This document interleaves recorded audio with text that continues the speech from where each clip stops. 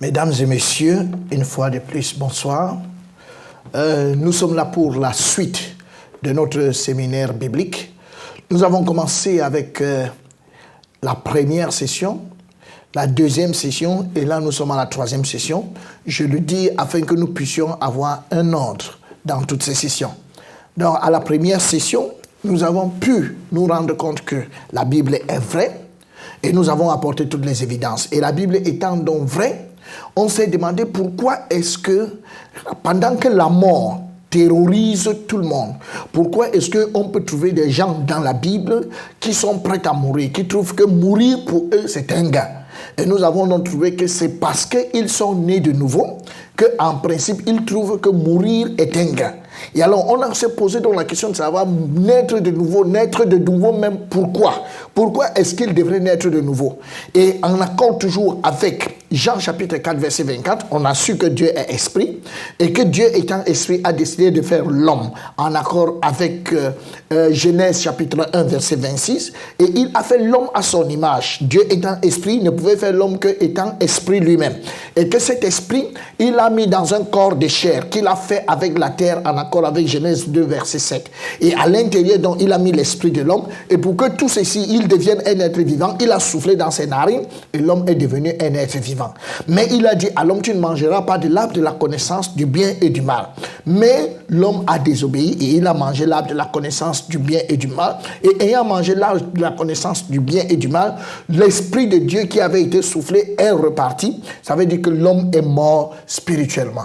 Donc l'homme étant donc mort spirituellement aujourd'hui, il a donc commencé à faire des enfants, Genèse 5 verset 3, et les enfants qu'il va faire ne seront pas à la ressemblance de Dieu, mais seront à sa ressemblance. Ça veut dire qu'ils seront à la ressemblance d'Adam, c'est-à-dire spirituellement mort et ayant un cœur corrompu. Et alors nous-mêmes qui sommes aujourd'hui des êtres humains sur cette terre, nous venons aussi de cet être corrompu en accord avec Actes chapitre 17 verset 26. Et comme nous sommes donc des êtres spirituellement morts, arrivés étant morts, comme le dit Luc 9 60, c'est-à-dire Jésus dit laisse les morts ensevelir leurs morts, étant donc spirituellement morts, pour entrer dans le royaume de Dieu, nous avons besoin de naître de nouveau, car Dieu n'est pas le Dieu de mort, mais il est le Dieu des vivants. Bien qu'ils le disent qu'il est le Dieu d'Abraham, d'Isaac et de Jacob, ceux-là sont déjà morts, ils sont physiquement morts, mais il est le Dieu des vivants, ceux qui sont spirituellement vivants. Donc c'est pour ça que pour qu'un homme entre dans le royaume de Dieu, Jean 3:3, il faut qu'il naisse de nouveau. Et alors on s'est posé la question, toujours dans cette première session, comment un homme donc peut naître de nouveau? Et alors nous nous sommes rendus compte que pour naître de nouveau, on ne peut naître de nouveau que par la foi. Éphésiens 2 verset 8, par la foi, point. C'est par grâce que nous sommes sauvés, par le moyen. Dieu a donné le moyen, et le moyen du salut n'est autre que la foi. Point. Donc le moyen du salut n'est pas autre chose comme inviter Jésus dans son cœur, prie après moi, faire ceci ou bien faire cela. Non, ça c'est pas le moyen de la foi. Le seul moyen de la foi, c'est de donner ça, c'est pas la foi, c'est en écoutant. En accord avec 1 Corinthiens verset 21, il a plu à Dieu de sauver les croyants par la folie de la prédication. Donc quelqu'un ne peut pas dire qu'il est sauvé parce qu'il a donné sa vie à Jésus, parce qu'il a invité Jésus dans son cœur. Paul n'a jamais fait ça, Pierre n'a jamais fait ça, et tous les apôtres n'ont jamais fait ça. Aujourd'hui, on appelle des gens, on dit répète après moi, Seigneur Jésus vient dans mon cœur, fais de moi un enfant de Dieu. C'est pas biblique. Et si vous faites quelque chose qui n'est pas biblique, vous finirez certainement en enfer. Et on se dit donc, s'il faut écouter, la foi vient d'où? La foi vient de ce qu'on entend. Romains 10, 17. Et ce qu'on entend vient d'où? Ça vient de la parole de Christ ou bien de la parole de Dieu. Alors qu'est-ce qu'on doit donc effectivement entendre? On a demandé à Abraham, et Abraham nous a répondu dans Luc 16 verset 29, il faut écouter Moïse et les prophètes. On s'est dit non, nous allons demander à Jésus lui-même. Comment on peut faire pour être sauvé? Il a répondu dans Luc chapitre 24 à partir du verset 27, et il a dit que lui-même, pour expliquer qui il était, lui Jésus, il a commencé par Moïse et les prophètes aux disciples d'Emmaüs pour expliquer qui il est. Ça veut donc dire que si moi aujourd'hui je veux expliquer qui est Jésus, je dois commencer par Moïse et les prophètes. Et enfin nous avons demandé à Paul, qui est l'apôtre des païens, et l'apôtre des païens nous a confirmé dans Acte 26 verset 22 que durant tout son ministère il n'a que prêché Moïse et les prophètes aux petits et aux grands. Et c'est pour ça qu'il a invité des juifs dans Acte 28 verset 24 23, ils sont venus chez lui et dans son logis, il a commencé à expliquer le royaume de Dieu pour les persuader de ce qui concerne Jésus. Et l'entretien a duré du matin jusqu'au soir. Et c'est alors que nous avons donc dit, il était important que nous écoutions Moïse et les prophètes. Et qu'est-ce que nous allons donc écouter dans Moïse et les prophètes? Moïse et les prophètes va nous enseigner Jean 17, verset 3. Ça, c'est le rôle de Moïse et les prophètes. Nous enseigner Jean 17, verset 3. Et alors, qu'est-ce que Jean 17, verset 3 dit? Il a dit, la vie éternelle, c'est qu'ils te connaissent. Toi, le seul vrai Dieu, et celui-là que tu as envoyé, Jésus-Christ. Donc, il nous faut d'abord connaître le seul vrai Dieu, et enfin, donc, nous allons connaître Jésus. Et on s'est donc dit, oui, comment donc on peut connaître le seul vrai Dieu? Et c'est là que nous avons engagé notre deuxième session. Et la deuxième session serait donc, pour connaître le seul vrai Dieu, il faut connaître le seul vrai Dieu à travers les faits historiques, c'est-à-dire que tout ce que Dieu a fait dans le passé, il faut connaître Dieu, on peut connaître Dieu à travers les faits historiques. Et Dieu s'est choisi un peuple sur cette terre. Et ce peuple, c'est Israël. Donc on ne peut connaître que Dieu au travers de Israël. Et ça, c'est ce que nous avons fait dans la session précédente. Et nous avons donc pu connaître Dieu au travers des faits historiques, à travers le jardin d'Éden, à travers l'arche de Noé qui a eu lieu pendant le déluge et à travers l'Exode. Ça, c'est ce que nous avons vu et on a compris la grandeur de Dieu. Et nous avons aussi vu Dieu dans sa relation avec le peuple d'Israël. Et là, nous avons compris que les maux et les biens viennent de Dieu. Et si quelqu'un jusqu'à présent savait que le bien vient de Dieu et le mal vient de Satan, ça veut dire que jusqu'à présent, il ne connaît pas Dieu. Donc nous avons pu voir comment Dieu, tout ce qui a de bien ou de mal, ça vient de Dieu. Et comment Dieu, parce qu'Israël ne connaissait pas que le bien et le mal viennent de Dieu. Et que eux, ils sont plutôt privilégiés. Dieu, ils cherchaient Dieu pour avoir les biens matériels, les biens physiques. Alors à cause de ça, leur mécompréhension de Dieu a entraîné qu'ils tuent le Seigneur Jésus qui est venu pourtant pour les sauver, pour amener le salut spirituel. Et à cause de ça, Dieu les a jugés. Dieu a fait venir un oiseau de proie, un homme qu'il appelle de loin, pour venir accomplir ses desseins. C'est pour ça que parmi ces hommes, on peut donc trouver, il y a Hitler qui fait partie des hommes qu'il a appelés. Et nous pouvons donc voir comment est-ce que Israël a été détruit. Et quand Dieu détruit Israël, à la fin, il dit, Romains 11, verset 21, si Dieu n'a pas épargné les branches naturelles, il ne t'épargnera pas non plus. Alors, si Dieu n'a pas épargné les branches naturelles, pourquoi il ne t'épargnera pas? C'est l'objet de notre session aujourd'hui. Alors, si vous permettez, avant de commencer notre session, je vais prier.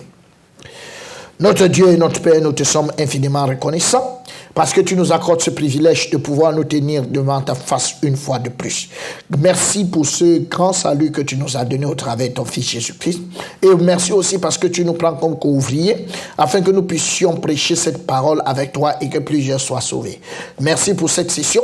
Merci pour tous ceux qui l'écoutent parce que tu accordes ton esprit afin que chacun puisse bien percevoir la parole de Dieu. Merci parce que tu me donnes également les mots pour pouvoir expliquer ta parole. Merci Seigneur pour ce moment, au nom de Jésus-Christ. Amen. Pardon. Donc ce jour, avant d'entrer dans le vif du sujet, permettez-moi de faire une petite virgule en ce qui concerne la fin du monde. Vous savez, vous pouvez mourir à n'importe quel moment, comme nous l'avons vu dans la première session, mais aussi, même si vous ne mourrez pas à n'importe quel moment, c'est aussi vrai que la fin du monde peut arriver. Parce que, en principe, la fin du monde, c'est réel, parce que dans le calendrier Maya avait prévu la fin du monde pour le 21 décembre 2012. Ainsi que le calendrier aztèque, il avait prévu la fin du monde pour le 21 décembre 2012. D'autre part aussi, les prophéties de Merlin, c'est un prophète qui a vécu en Bretagne dans les temps très anciens, et lui aussi avait dit que la fin du monde est prévue pour le 21 décembre 2012. Alors, quand on voit tout ça aujourd'hui, on peut se réjouir et on peut dire que c'est bon, la fin du monde, en principe, nous sommes aujourd'hui en 2019. Ça veut donc dire que la fin du monde n'a pas eu lieu. Et quand la fin du monde n'a pas eu lieu, hurrah! Mais non, nous savons aujourd'hui, on peut trouver dans notre pays les billets de 10 000 francs. On peut trouver les billets de 5 000 francs, on peut trouver les billets de 2 000. Mais seulement, on ne peut pas voir les billets de 3 000. Et donc, pour les billets de 10 000, et les billets de 5 000, les billets de 2 000, on peut trouver les faux billets de 10 000, les faux billets de 5 000, les faux billets de 2 000. Mais on ne peut pas avoir le faux billet de 3 000. Pourquoi? on n'a jamais eu le vrai billet de 3000. Donc on ne peut avoir de faux pour ce qu'il y a de vrai. On ne peut pas avoir le faux pour ce qui n'existe pas. De la même manière, si nous avons une fausse date, qui est le 21 décembre 2012, ça veut donc dire qu'il existe une vraie date.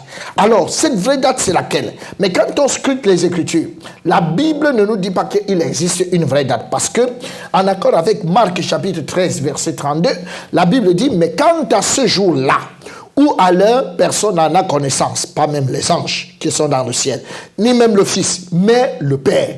Donc il n'y a que le Père qui connaît le jour. Mais le jour arrive puisqu'on a quand même des fausses dates. Mais la Bible, qu'est-ce que la Bible nous donne? La Bible nous fait seulement voir, la Bible nous parle des signes des temps de la fin. C'est-à-dire que quels seront les signes? Qu'est-ce qui va nous montrer que la fin approche? Quand vous êtes en train de traverser, vous circulez en voiture, vous voyez le feu vert, ça veut dire que continuez de circuler.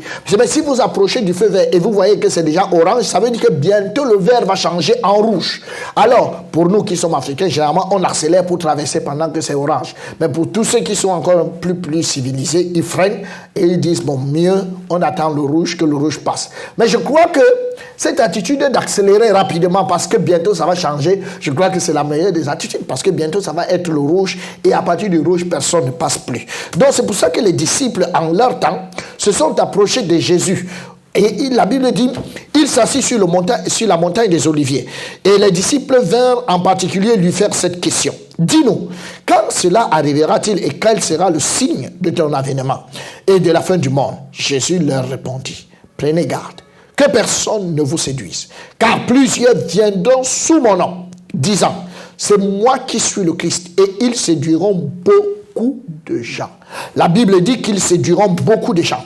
Alors, ils vont venir vers nous et ils vont séduire beaucoup de gens. Et par rapport donc à cette séduction, la Bible nous dit de faire attention. Qu'est-ce qu'il y aura donc comme séduction? Qu'est-ce qui marquera donc les temps de la fin? La Bible dit que il y aura l'apparition des faux Christ. L'apparition des faux Christ marquera la fin. Plusieurs viendront en mon nom, à Matthieu 24, du verset 3 au verset 5. Plusieurs viendront sous mon nom et diront, c'est moi qui suis le Christ. Et ils séduiront beaucoup de gens. Donc, comme ce monsieur que nous avons déjà, lui, il est en Russie. Et étant en Russie, il fait beaucoup de miracles. Il a la possibilité de faire beaucoup de miracles. Partout où il passe, il fait beaucoup de miracles. Et vous pouvez voir ce prêtre qui est en train de l'adorer sous une photo. Il allume des bougies pour lui. Donc, tout ceci, ce sont des faux Christ. Et même aujourd'hui en Afrique, il y a beaucoup de personnes qui font beaucoup de miracles et qui prophétisent. Ils disent beaucoup de prophéties. Le Seigneur m'a dit, le Seigneur a fait, le Seigneur a fait, le Seigneur a fait. Ça, tout ça, ce sont des choses qui existent aujourd'hui. Mais Dieu est très clair. Ça, ce sont des choses qui existent pour amener plusieurs à être séduits. Donc, par exemple, en Corée également, nous avons 13 faux Christ et puis nous avons 13 faux dieux et pratiquement 37 faux Christ. En Afrique aussi, nous avons plusieurs qui se proclament être Dieu, comme au Bénin, nous avons une femme qui dit qui est Dieu Saint-Esprit. Alors, nous avons également dans le monde, nous avons Raël, c'est quelqu'un qui se dit Dieu parce qu'il incarne le mouvement raélien, il dit que Jésus était un raélien. Nous avons Moon, il dit qu'il incarnait le mouniste, il a fini par mourir, il est venu opérer l'œuvre de réconciliation. Nous avons Georges Roux, il s'est dit être le Christ venu sur terre. Et il est en France, il dit qu'il est le Christ de Montfavet. Tout ça, ce sont des dieux qui existent aujourd'hui. Le Père Mercure, en Belgique, il estime porter des messages divins. Nous avons Ron Hubbard en Amérique, qui est le père de la scientologie. Nous avons Begoto qui était au Cameroun. Il se faisait passer pour Dieu. Et il avait même dit quand on va l'enterrer, qu'on ne l'enterre pas trop en profondeur, parce que en principe, il va ressusciter, mais il n'est jamais ressuscité. Donc, tout ceci, ce sont des faux dieux qui existent. Dieu a dit, quand vous verrez tout ça, quand vous voyez un peu tous les hommes qui se proclament être Dieu et qui amènent tous ces miracles, c'est la preuve que la fin de toutes choses est proche.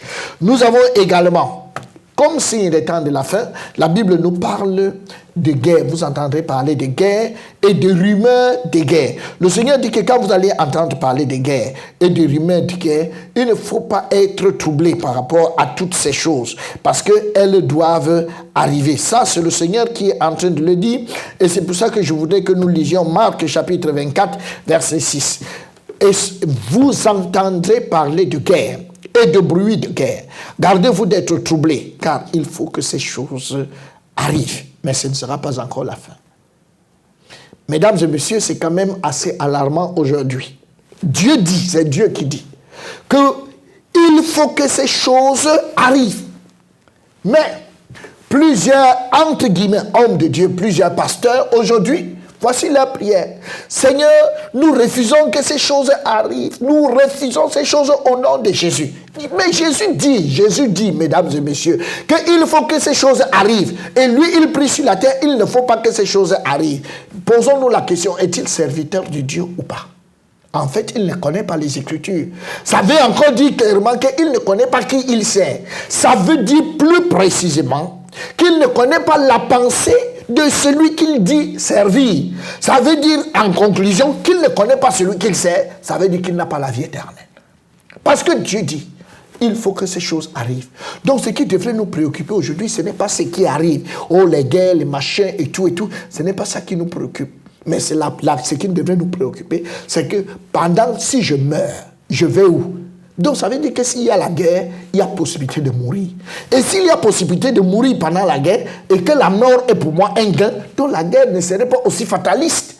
Donc ça veut dire que tout le monde devrait être prêt, que si demain je meurs, où est-ce que je vais?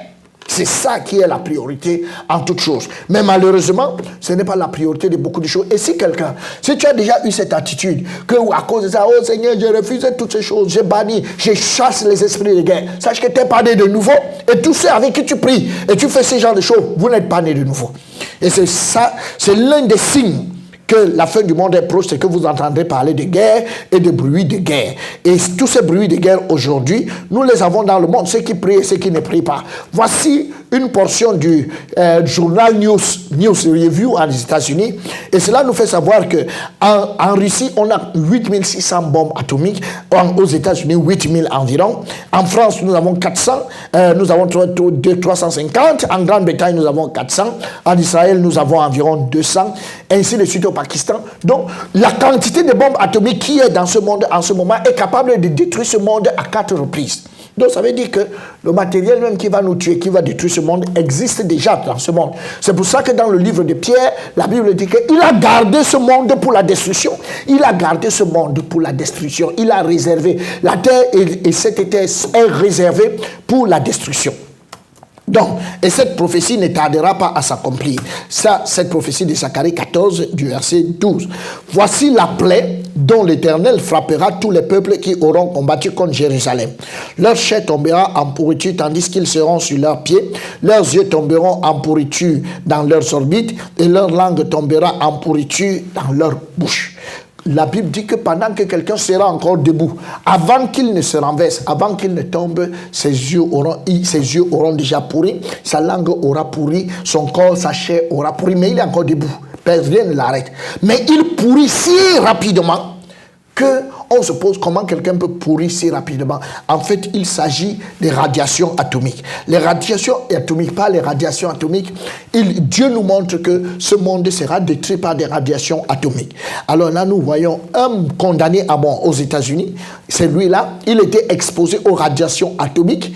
Avant qu'il ne tombe, il est passé de l'étape 1 à l'étape 4, où sa langue a pourri, ses yeux ont pourri, sa chair a pourri, pendant qu'il était encore sur ses pieds. Donc ça, ce sont des choses qui vont arriver. La Bible nous dit donc que une nation s'élèvera contre une nation, comme nous l'avons en ce moment. Depuis les attentats du 11 septembre 2001, nous pouvons donc nous rendre compte que toutes les nations s'élèvent contre d'autres nations, on ne sait plus qui combat qui. Dieu dit également que nous aurons ce qu'on appelle des famines et des tremblements de terre. Donc en marge des famines, nous avons là des photos des famines qui sévissent au Soudan, en Éthiopie, et on peut se rendre compte que voilà un monsieur qui n'arrive plus à s'élever, un enfant, il ne peut pas s'élever à cause de la famine. Il est tout maigre à cause de la famine. On peut se poser une question, qu'est-ce qu'il a fait pour naître à cet endroit? Et qu'est-ce que toi tu as fait pour ne pas y naître? Nous voyons celui-ci, c'est la famine. Ils n'ont pas péché pour être dans la famine plus que les autres. Non, tout ça, c'est la famine. Ce sont des photos de la famille. Et Dieu a dit que quand vous verrez ça, sachez que la fin de toute chose est proche. Nous avons par exemple ici, nous avons ce jeune gars, cet enfant qui est sur cette photo. Et celui qui va prendre la photo va publier sur Internet. Et les internautes vont beaucoup l'apprécier et ont apprécié la photo. Il va même recevoir un prix. Mais après ça, un internaute va lui poser la question 2 mois plus tard. où est passé l'enfant. Il va retourner sur les lieux et va se rendre compte que l'enfant, il n'y a que la carcasse qui reste. Alors, cet enfant, immédiatement, lui-même, le photographe, va se donner la mort parce qu'il ne supportait pas le chagrin. Alors, le PAM, le Programme alimentaire mondial, confirme que il y a 35 000 personnes qui meurent chaque jour de famine. Chaque jour de famine. La Bible nous parle également des tremblements de terre. Et là, nous voyons qu'en Indonésie, en 2005, nous avons eu un tremblement de terre et 200 000 personnes ont été tuées. En Chine, 100 000 personnes ont été tuées. Et au Chili, plusieurs personnes ont été tuées. Et tout ceci, et le nombre de tremblements de terre dans ce monde va croissant. Il y a même des tremblements de terre de faible amplitude, il y a des tremblements de terre de grande amplitude, il y a ce qu'on appelle les tsunamis, des tremblements de terre qui se passent dans la mer. Et ça fait que la mer se retire et les gens peuvent crier « waouh ». Et quand elle revient, elle a parfois 10 à 15 mètres de hauteur et elle traverse son lit pour se retrouver au moins à 3, 4, 5 km en ravageant tout ce qu'elle trouvait sur son passage. Donc tout ceci, ce sont les dégâts qui sont causés par les tremblements de terre. Et les tremblements de terre marquent la fin des temps. Nous avons le réchauffement climatique aujourd'hui. Pour une petite pluie, on peut voir des inondations. Et pourquoi on voit des inondations?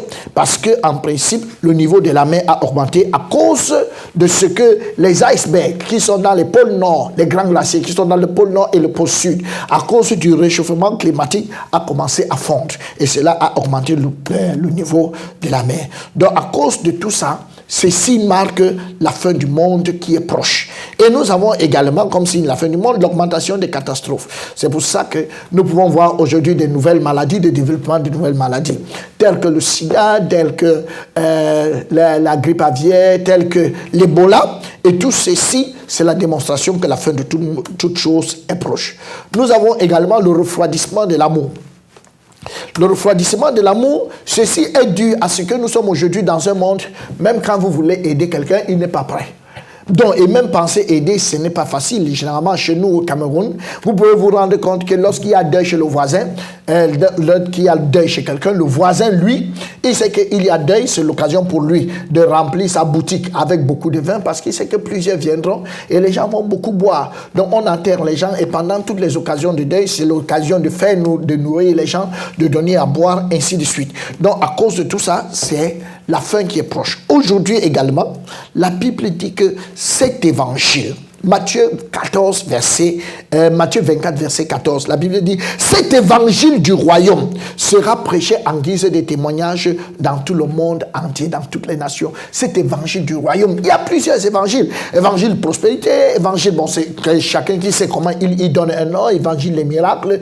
Mais la Bible dit cet évangile, c'est un pronom démonstratif pour démontrer que parmi les évangiles, il y aura cet évangile du royaume. En anglais, on dit this gospel of kingdom. Cet évangile du royaume sera prêché dans tout le monde.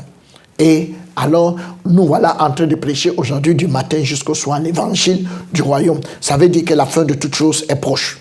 Donc, nous avons également la Bible qui est traduite en plus de 2800 langues aujourd'hui. Nous avons également la marque de la bête. La marque de la bête 666. La Bible nous dit dans le livre d'Apocalypse, Apocalypse chapitre 13, verset 16. Et elle fit que tous, petits et grands, riches et pauvres, libres et esclaves, reçussent une marque sur leur main droite ou sur leur front. Et que personne ne put acheter ni vendre sans avoir la marque, sans avoir le nom de la bête ou le nombre de son nom. Et que c'est ici la sagesse, que celui qui a de l'intelligence calcule le nombre de la bête, car c'est un nombre d'hommes, et son nombre est 666, Apocalypse 13, verset 8. Nous savons tous que, il faut bien retenir, pendant qu'on lit ce texte d'Apocalypse 13, il faut retenir sur le front et sur la main droite. Je vous expliquerai plus tard. Donc, nous utilisons de moins en moins aujourd'hui le cash. Pourquoi ça a un peu plus de problèmes? Parce que avec le cash, tu peux être agressé, tu peux avoir des problèmes pour changer et tout ceci. Donc, et tu peux aussi avoir la fausse monnaie. C'est pour ça que beaucoup aujourd'hui planchent pour la carte de crédit. Donc maintenant, avec la carte de crédit, si tu as une carte de crédit, elle peut aussi se perdre. Et aussi, si tu as beaucoup de cartes de crédit comme ce monsieur, tu deviens très embrouillé parce que tu ne sais pas quelle est celle qui a du crédit. Donc, plusieurs ont planché pour cette smart card ou bien encore carte biométrique. Par cette smart card, à l'intérieur, tu as tout ce qui est important pour toi. Il y a l'information à propos de ton identité, il y a l'information à propos de ton compte bancaire, il y a aussi les informations à propos de ta santé. Mais ça a un problème parce qu'avec toutes ces informations, si ça se perd, ça pose un problème. Donc, ce qui fait que ce qui devrait être vraiment mieux, ça devrait être le barcode. Parce que le barcode, au moins, lui, il devrait être stable. Mais seulement, on ne va pas te mettre le barcode sur le front. Ça va quand même être laid, ça va quand même être terrible. Bon, c'est pour ça que la société Verichip aux États-Unis a mis en place cette petite puce. Cette petite puce, elle a à l'intérieur une batterie. Et cette puce a aussi ton identité, a aussi tout ce qui est nécessaire en ce qui concerne ta santé, a aussi tout ce qui est nécessaire en ce qui concerne ton compte. Donc avec cette puce, tu as tout ce qui est nécessaire et on introduit cette puce dans ton corps à l'aide d'une seringue. Donc dès qu'on la met à l'aide d'une seringue, tu peux vivre aisément, tu n'as plus besoin d'argent. Et il y a plusieurs boutiques aujourd'hui aux États-Unis où on est capable d'y aller. Et tu peux y aller sans avoir besoin de rien. En face de la boutique, il n'y a pas de portier. Donc dès que tu arrives, tu rentres et tout ce que tu ramasses est totalement débité de ton compte. Mais le problème avec cette puce, c'est que quand ils l'ont faite, ils se sont rendus compte que quand elle est insérée en un homme, après un an, la batterie qui est à l'intérieur se décharge. Il faut faire une petite chirurgie pour la retirer afin de la recharger. Donc ça veut dire qu'en 10 ans, tu dois avoir 10 petites chirurgies. Donc là, c'était quand même assez embêtant. C'est la raison pour laquelle les scientifiques ont continué de réfléchir et ils se sont rendus compte que cette puce, dans le corps humain, il y a 2 endroits où on est capable de mettre cette puce et elle va se recharger elle-même. Ce sont les endroits où quand on te soigne pour savoir si on a la fièvre, donc c'est sur le front ou bien sur la main droite. Donc si on est capable de mettre la puce, la Bible dit que les scientifiques ont trouvé qu'elle se recharge elle-même. Pourquoi sur le front et pourquoi sur la main droite? Ça veut dire, mesdames et messieurs, que petit à petit, nous sommes en train d'arriver à la fin des temps. La fin de toutes choses est proche. La fin du monde est proche. La fin de ces temps-ci est proche. Et il vaut mieux que celui qui écoute la parole en ce moment réfléchisse très bien. L'un des derniers signes que nous avons aujourd'hui, c'est la restauration d'Israël. Nous avons vu dans la dernière session que Israël a été complètement détruit. Mais Israël étant complètement détruit, Dieu a décidé de restaurer Israël. Et voici la prophétie qu'il va donner dans Matthieu 24 à partir du verset 32. Instruisez-vous par une comparaison tirée du figuier. Dès que ses branches deviennent tendres et que les feuilles poussent, vous connaissez que l'été est proche. Quand vous voyez le mot figuier dans la Bible, ce n'est autre que Israël. Et quand on dit que ces branches deviennent tendres et que les feuilles poussent, quand on voit des branches tendres quelque part, des petits bourgeons sur un arbre, on sait que cet arbre est en train de fleurir, de revenir à la vie. Donc ici, l'explication des branches tendres et des feuilles qui poussent, c'est la prospérité. Donc vous connaissez que l'été est proche. L'été, c'est le retour du Seigneur pour l'enlèvement. Alors, on peut donc dire, lorsque vous allez voir la prospérité d'Israël, sachez que l'été est proche, donc le retour du Seigneur est proche. Et Dieu nous confirme que, je vous dis, cette génération ne passera point que tout cela n'arrive. Cette génération qui a vu Israël prospérer ne passera point sans que toutes ces choses n'arrivent. Alors, c'est la raison pour laquelle on peut donc bien observer que l'État d'Israël qui avait été détruit par Dieu et dont l'apogée de la destruction était lors de la Deuxième Guerre mondiale qui est partie de 1941 à 1945 et 1946 par là, et Israël était complètement détruit et dispersé, et qui avait été dispersé depuis l'an 70, c'est-à-dire que depuis l'empereur Titus, depuis le général Titus, depuis l'an 70 jusqu'à 1945, Israël avait été dispersé dans tout le monde entier et détruit ça et là. Et l'apogée de la destruction était lors de la Deuxième Guerre mondiale. On se rend compte qu'en 1948, le 14 mai plus précisément, le premier ministre Ben Gurion va annoncer la naissance de l'État d'Israël, l'indépendance de l'État d'Israël, le 14 mai 1948. Et nous allons, ça va apparaître dans le state, des Palestiniens Post. Cela va apparaître et on va dire l'État d'Israël est né. Or, Ésaïe avait déjà posé la question de savoir, est-ce qu'un État peut naître en un seul jour?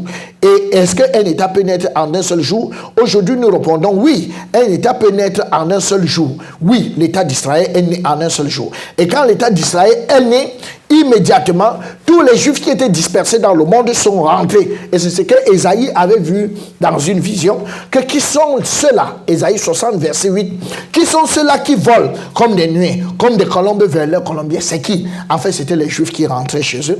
Ils sont rentrés par avion cargo, ils sont rentrés par bateau, ils sont rentrés même à pied, ils sont rentrés de toutes les manières.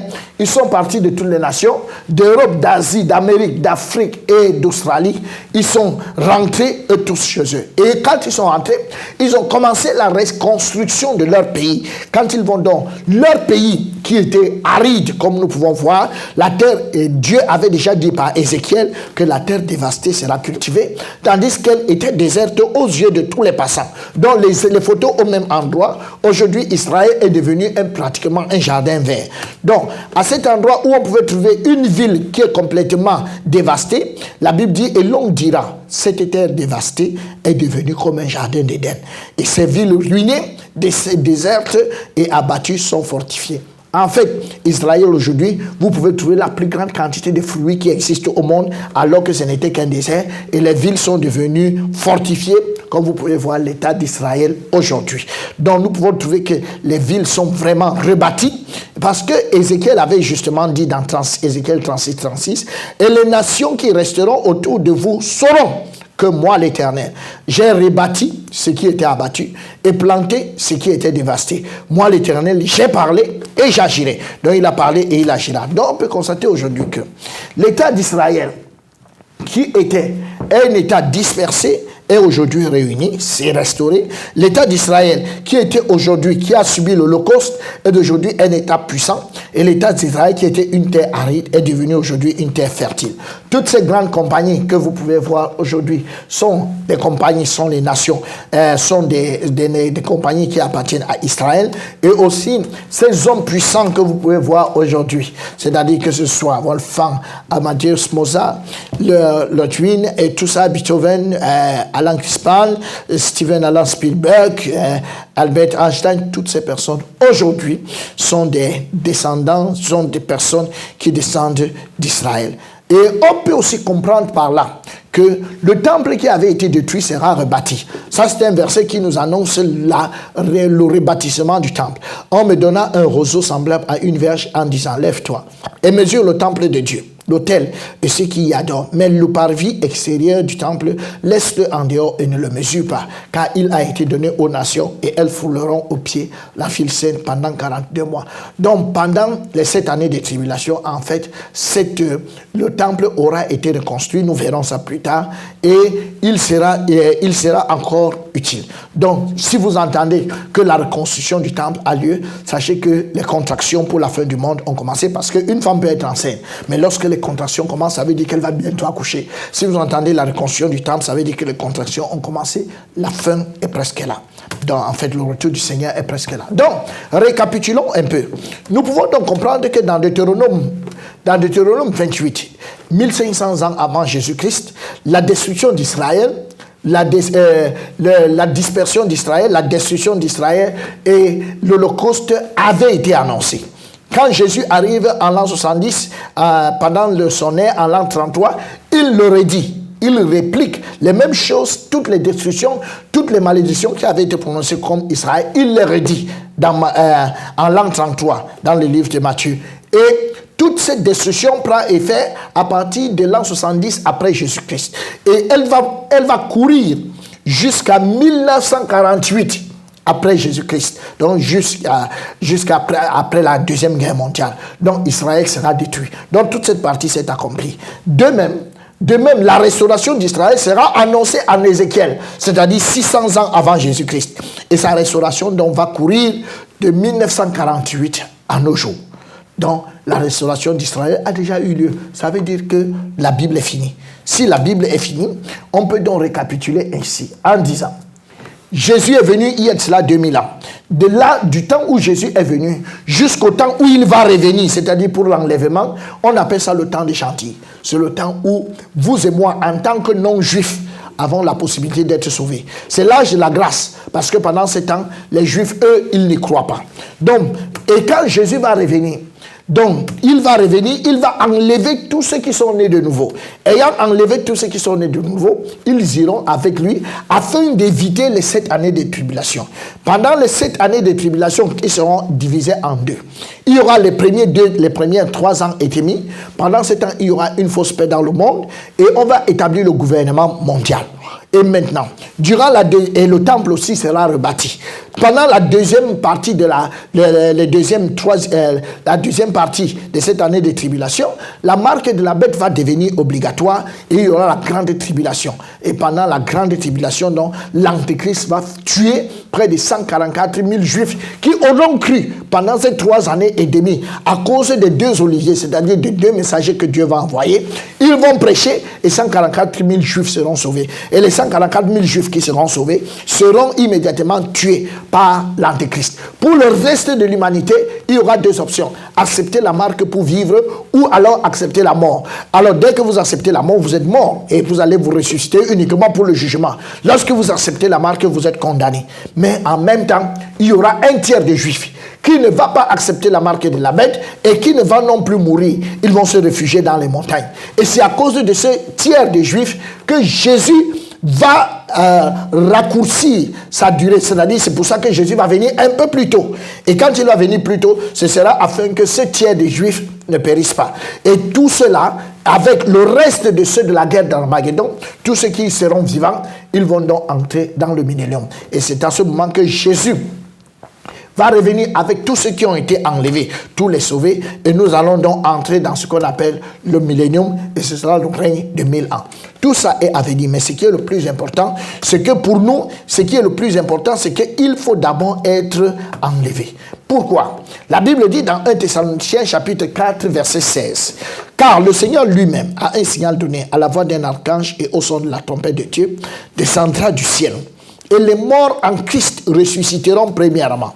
Ensuite, nous les vivants, qui serons restés et nous serons tous ensemble enlevés avec eux sur des nuées, à la rencontre du Seigneur dans les airs. Et ainsi, nous serons toujours avec le Seigneur. » Alors, si au son de la trompette, la Bible dit très bien qu'il y aura une dernière trompette qui sera sonnée. En un instant, en un clin d'œil à la dernière trompette. Mesdames et messieurs, je voudrais bien te poser la question. Si on parle de la dernière trompette, ça veut dire qu'il y a eu une première trompette. Où est la première trompette et où est la dernière trompette? Si tu n'as pas écouté la première trompette, tu ne peux pas écouter la dernière. Parce que la première trompette est la trompette du rassemblement. Ça, c'est comme ça que ça s'est passé au temps de Moïse, avec les Juifs. La première trompette est la trompette du rassemblement et la deuxième trompette, la dernière trompette est la trompette pour le départ. Donc, si tu n'as pas écouté la première trompette, tu ne vas pas te rassembler. Ce qui veut donc dire que tu ne pourras pas prendre le départ. Donc, c'est pour ça que la première trompette est importante. Et cette première trompette, c'est le message de l'évangile que nous sommes en train d'apporter en ce moment, que je suis en train d'apporter en ce moment. Il faut que tu l'entendes et que tu le comprennes. Une fois que tu l'as compris, tu es rassemblé. Dieu te met avec les autres nés de nouveau dans ce qu'il appelle son église. Et ainsi, vous pouvez attendre la dernière trompette pour le déplacement. Donc, la première trompette va se faire. Une fois que la dernière trompette va se faire, Jésus lui-même, il descendra des cieux. Et quand il va descendre des cieux, tous ceux qui sont nés de nouveau seront enlevés. Ils seront enlevés. Dieu n'a pas dit que quand il viendra, il va faire une grande réunion sur la terre. Il va appeler tous les pasteurs, tous les leaders d'église. Et il va leur dire que mes chers serviteurs, est-ce que vous pouvez me donner vos listes? La liste des gens dans vos églises que je peux enlever. Donc, alors chaque serviteur va dire, donc voici ma liste, voici ma liste. Non! Personne ne sera concerné. Ne pourra être enlevé que celui qui est né de nouveau. Si tu es né de nouveau, tu es enlevé. Si tu n'es pas né de nouveau, tu ne seras pas enlevé. Ça, c'est pas possible. C'est pas possible. Dieu ne demande pas 2 choses. Jean chapitre 3, verset 3. Il dit, si tu es né de nouveau, À moins qu'un homme ne naisse de nouveau, il ne peut voir le royaume de Dieu. Si vous êtes né de nouveau, vous serez enlevé. Si vous n'êtes pas né de nouveau, vous ne pourrez pas être enlevé. Et la question donc, quand nous pouvons regarder cette image, on se rend compte que ceux qui ne sont pas enlevés sont tellement nombreux plus que ceux qui ont été enlevés.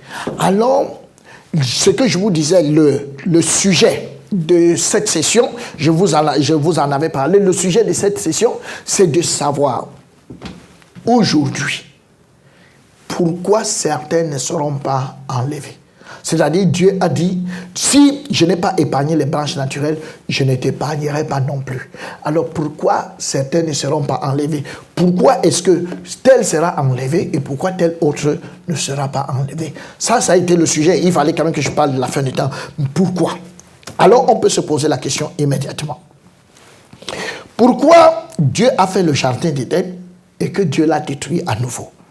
Pourquoi Dieu a chassé Adam et Ève du jardin d'Éden? Pourquoi Dieu a-t-il détruit la terre avec le déluge? Pourquoi il a détruit le peuple d'Israël? Tout ça là, pourquoi? Pourquoi il a fait tout ça? Tout ça, c'est à cause d'une seule chose, à cause du péché. Alors, la question qu'on se pose d'entrée de jeu, c'est de savoir d'où vient le péché? Quelle est l'origine du péché? Et l'origine du péché, nous l'avons déjà vu la dernière fois, d'où vient le péché. Et il est important de bien comprendre d'où vient le péché. Alors, d'où vient le péché? Ou bien alors comment Dieu, lui, il voit le péché? Pourquoi il va amener certaines personnes en enfer? Jean chapitre 4, verset 24 nous dit clairement, et il faut que ceux qui l'adorent, l'adorent en esprit et en vérité, car Dieu est esprit. Dieu est esprit. C'est la nature de Dieu. Dieu est esprit. Et il faut que ceux qui l'adorent, l'adorent en esprit et en vérité. Et alors, on peut bien se poser la question de savoir, pourquoi est-ce que Dieu peut dire une telle parole? En fait, il peut dire une telle parole parce que, excusez-moi un peu, parce que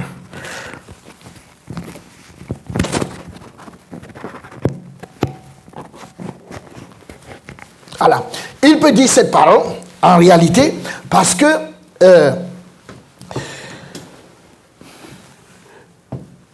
quelqu'un est capable d'adorer Dieu, mais l'adorer plutôt ça dit que par la chair. Mais Dieu est esprit. Il insiste que s'il faut l'adorer, il faut l'adorer en esprit et en vérité. Regardons un peu ceci et nous allons mieux comprendre le contexte.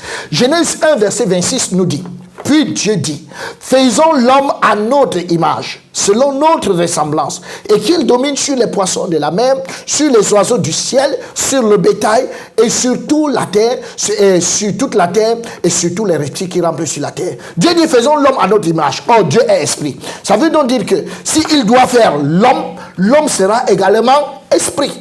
Et il fait donc l'homme esprit. Dès qu'il a fait l'homme esprit, il décide donc que cet homme qu'il a fait esprit, mettons, je l'avais déjà dit dans la première session, j'ai monté cette image afin que nous puissions le comprendre.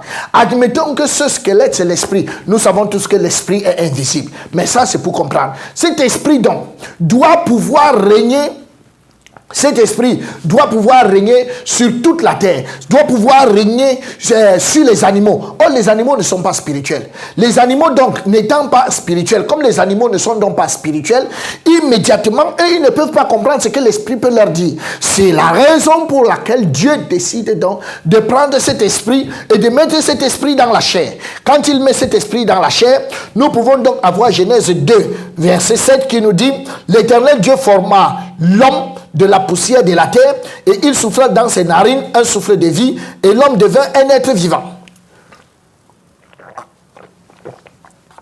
Donc, l'homme va devenir un être vivant.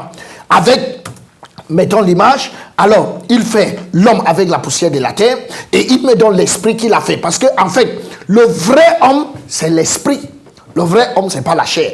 Donc maintenant, il souffle dans ses narines, il met le souffle, il met son souffle.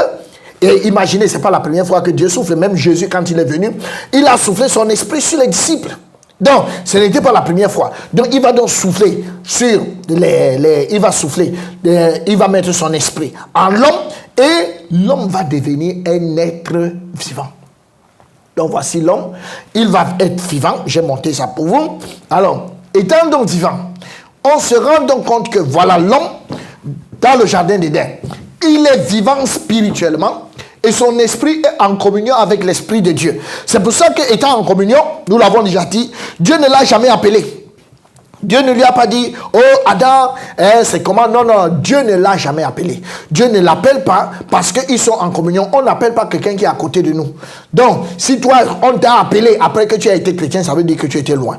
Et en même temps, nous avons l'autre caractéristique dans le jardin d'Éden, c'est que le cœur d'Adam est complètement pur.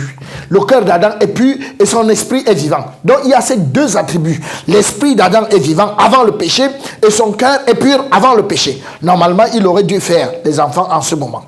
Donc, mais pour mettre une image plus claire, on va donc voir que Dieu va lui dire dans Genèse chapitre 2 verset 17. Dieu va lui dire, mais tu ne mangeras pas de l'arbre de la connaissance du bien et du mal, car le jour où tu en mangeras, tu mourras.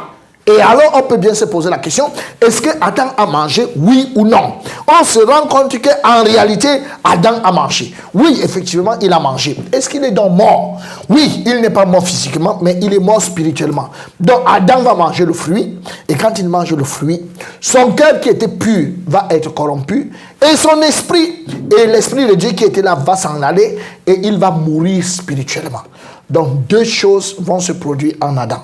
Après avoir mangé le fruit, il va mourir spirituellement et son cœur sera corrompu. Mes chers amis, si vous ne comprenez pas que c'est ici l'origine du péché, vous ne pouvez pas résoudre un problème que vous ne connaissez pas. Il faut d'abord comprendre où se trouve le problème avant de le résoudre. Plusieurs veulent résoudre un problème qu'ils ne connaissent pas. Non, il faut comprendre le problème à la base. Il faut comprendre le problème à la base. Si quelqu'un est spirituellement mort comme celui-ci, avec un cœur corrompu, il est spirituellement mort. Ça veut dire qu'il ne peut plus communiquer avec Dieu. Il ne peut plus rien faire par rapport à ça. Donc pour son salut, un mort ne peut rien faire pour revenir à la vie. Non, un mort ne peut absolument rien faire.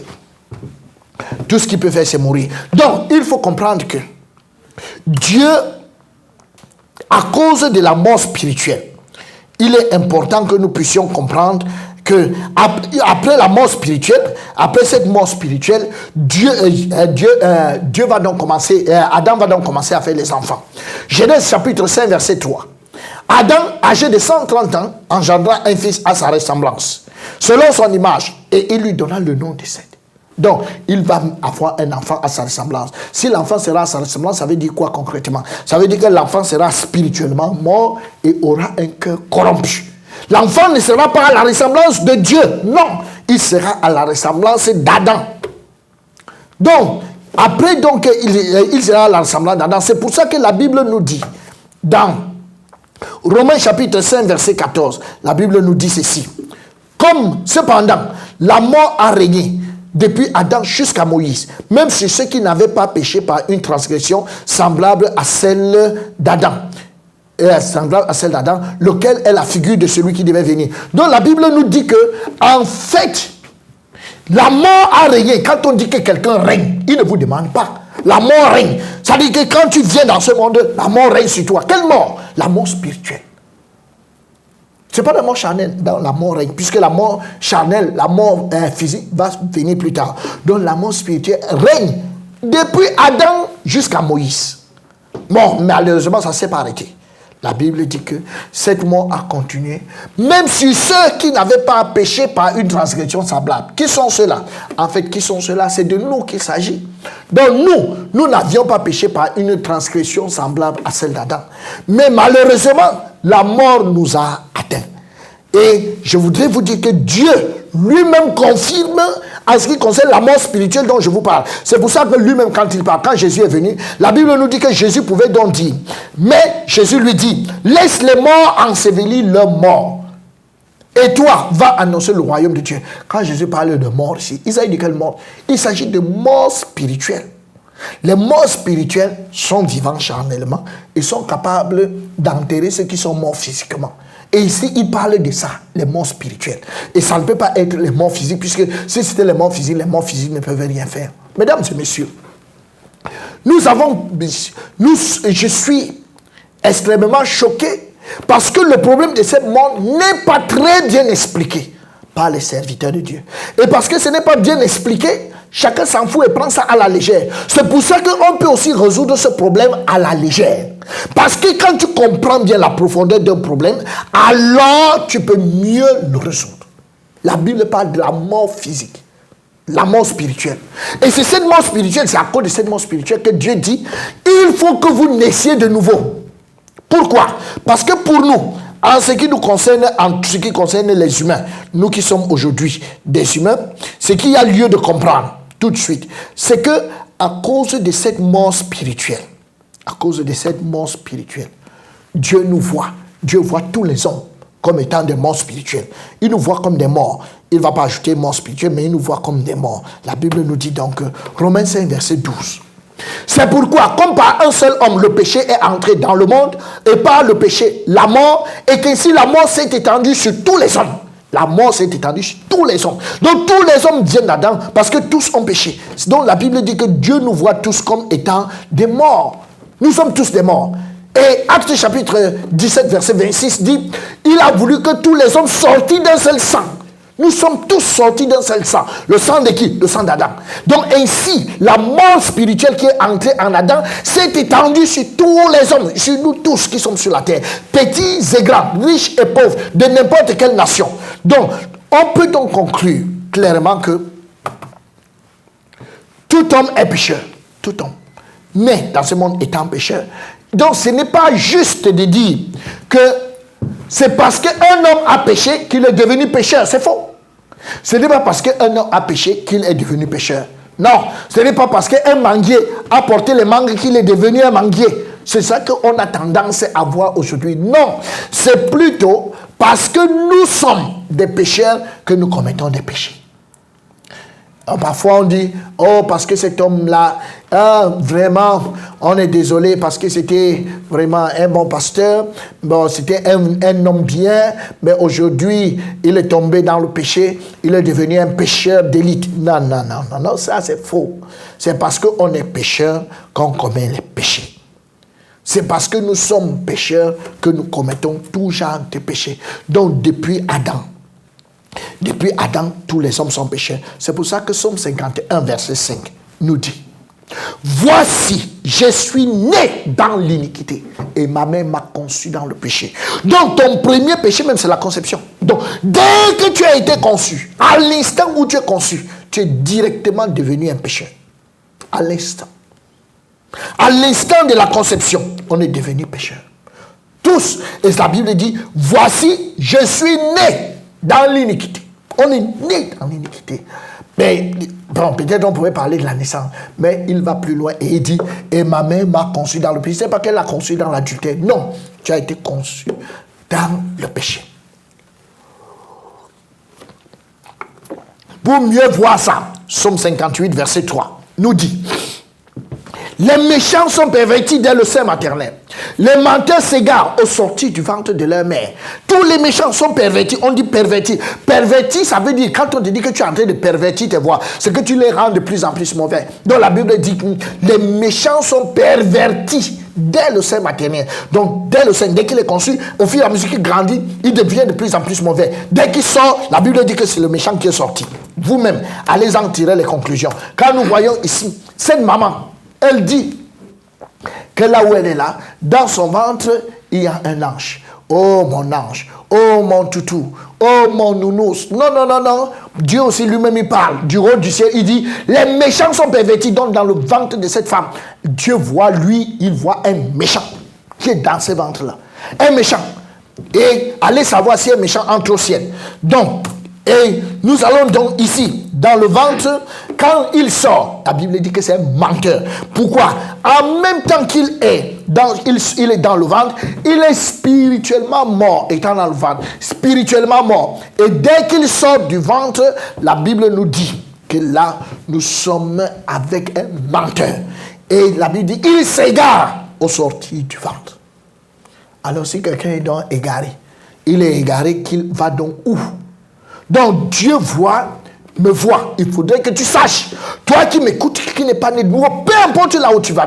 On ne parle pas d'église, si on ne parle pas de congrégation, on ne parle non plus de ton pasteur. Tout ce dont on parle ici, c'est dans ton état. Il faudrait que tu comprennes que dans cet état, tu es spirituellement mort Et que pour Dieu, tu es, depuis la conception, tu es spirituellement mort. Et étant arrivé dans ce monde, tu es également, tu vis en tant qu'un mort spirituel.